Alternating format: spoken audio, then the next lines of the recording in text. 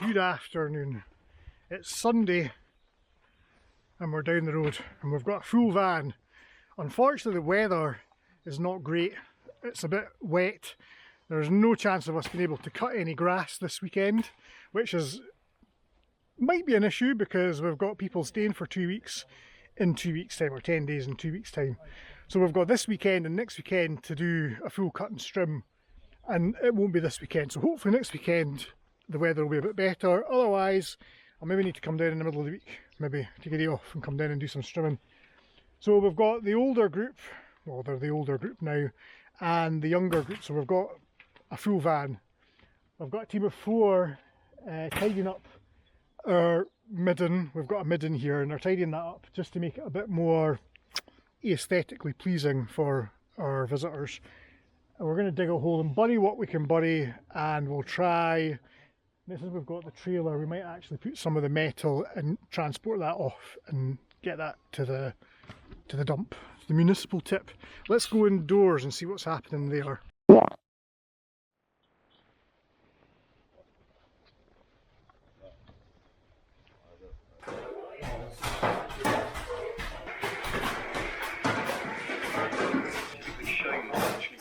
Changes, for example, in how the pollen is released from a flower. So we don't really need to be doing what we're doing in that big room, although the plaster has been further damaged by rainwater ingress, so we do need to be doing that.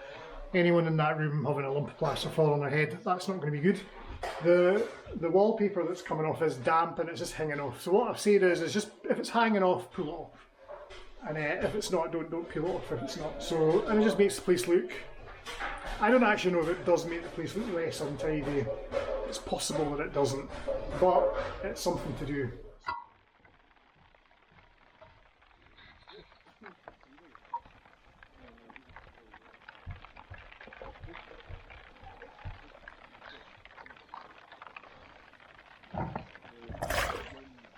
So one of the things that happens with this is it gets blocked really easily. So that was just overfilling. None of that water, none of the current water is actually going into this. It's just going into this and going no further. You can see in the water there, it's a big sausage of water. We also need to clear the gutters. There's a blockage there and they're filled up with guff. There's sort of wind blowing, stuff goes on. So when they're in there finished with the wallpaper, since they're already been up a ladder, so well versed, they can do this. I would clean the gutters myself, but I think that it would be a good character building experience for the young people. While I remember, we were doing some sums about toilet flushes, and we talked about limiting the amount of water we're using to flush, and someone had suggested that we fill some bottles of water and put them in so that something to do with Archimedes. So we put some bottles of water in there, and it means that, or a brick or something, and it means that there's less water in there or something. So I'm going to have a look at that now. Let's both have a let's all have a look at that now. Have you got something on your face, George? Yeah. Let's have a look. What did you do? Did you hit yourself, George? Yeah. Did you need stitches? Yeah, hold it. I don't think you do. Apply immediate pressure. Just keep that on there until it stops bleeding. You'll be all right. Yeah. If you need your head amputated, I'm quite happy to do that. I'm quite good at that. I've had lots of practice. Trap number 2. Paul, is there a staple gun here? Is it wire on the wallpaper? I can take it off, but here's the lead. No, I just cut round it. Alright, I thought it come off. If it comes off, we can always restaple it. Yeah. The staple gun's there. But if you are going to staple it, let me know, because you don't want to. I mean, it's only 12 volts, but yeah. Right, okay. Good stuff. Busy time. This is when it's good. So trap number 2.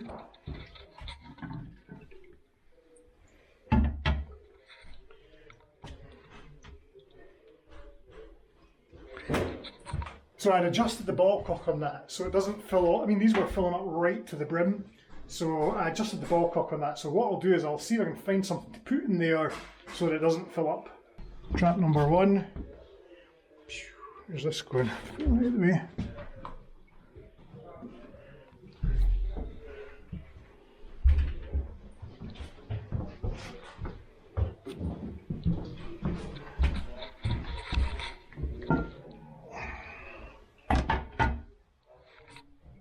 So yeah, so the idea is just to like poke something down there, just to take up the space,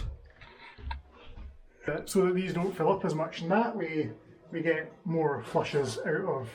Although I would be very surprised if in the 10 days that are here it doesn't rain for at least half of them, and those tanks do fill up quite quickly if it rains.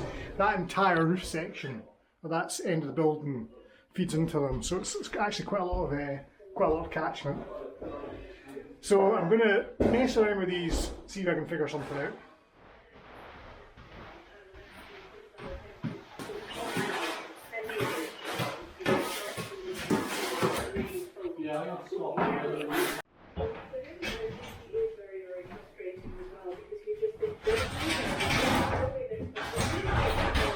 It really wasn't our intention to get quite as into this. I just thought we would knock down a tiny amount of damp plaster.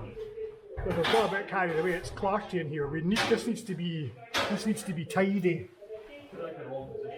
And plaster dust is it's hellish. And we don't have any PPE for plaster, so we're kind of we're taking it in turns being in here. So there's no asbestos in here. It's just old school plaster. Even so, it's not pleasant to spend too much time in. So we're just squaring off these holes, and then we'll get tidied up, and then we're not doing any more.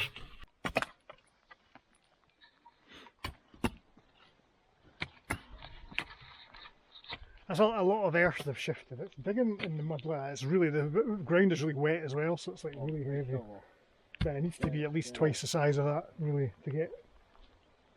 to even make a dent. I probably shouldn't film this, it's probably an illegal landfill, but...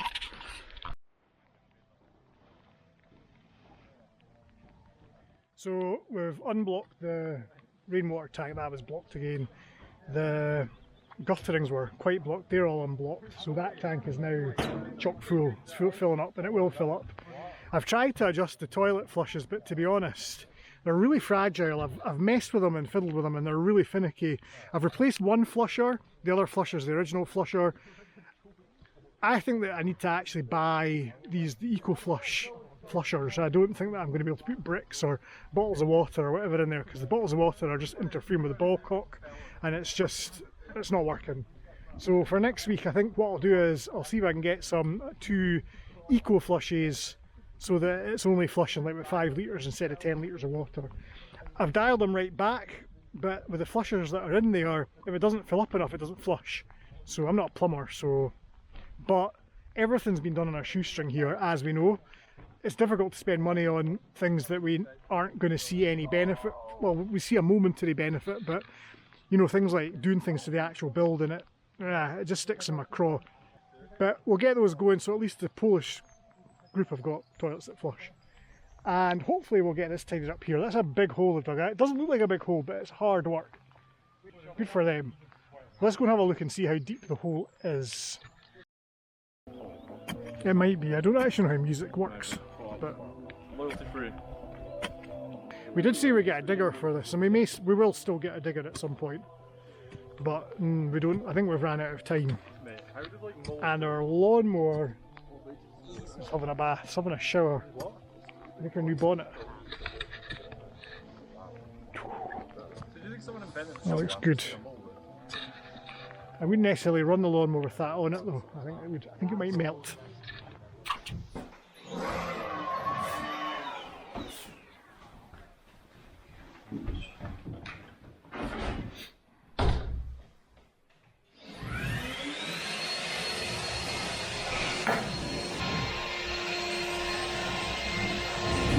Been there a while.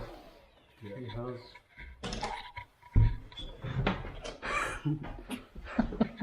That's the thumbnail.